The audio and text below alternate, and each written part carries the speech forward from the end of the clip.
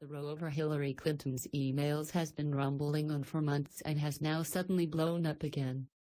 Donald Trump is calling a criminal and polls suggest her lead has been severely damaged. But her team is now saying the FBI might have broken the law by making its investigation public so near to the election. But what did she actually do, or not do? We've summed up everything you need to know. What's the big deal about her emails? This all goes back 7 years to when Hillary Clinton started working as Secretary of State. Instead of setting up a state.gov email address, she sent both work and personal emails from the address hdr22@clintonmail.com. She had a private server at her home in New York. During her time in the job, she says she got more than 62,000 emails. She reckons half were official, and the rest were not to do with work. She claims the personal ones included plans for her daughter's wedding, her mother's funeral, and yoga routines. I thought using one device would be simpler, and obviously, it hasn't worked out that way, she once told reporters. You can say that again.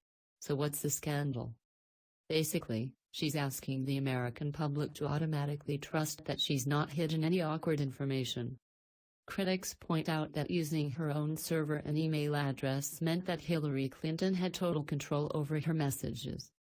As such, she could decide what information should or shouldn't be passed on to government. She says she's gone above and beyond what she was required to do.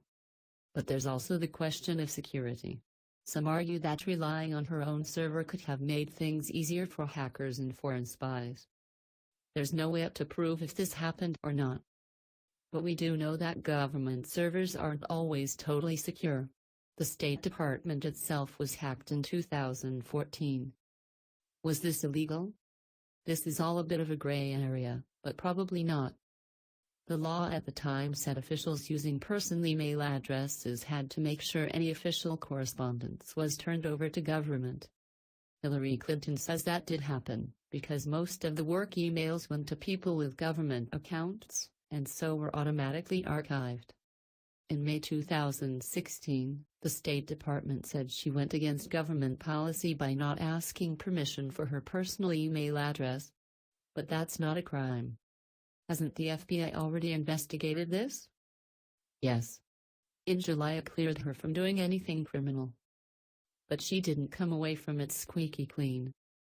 FBI Director James Comey said she was extremely careless, but that no reasonable prosecutor would bring a case against her.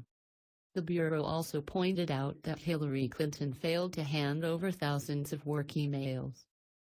But it decided that they weren't being deliberately hidden because they'd been deleted before the scandal became public.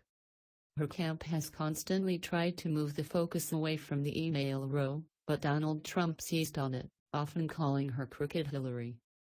Why is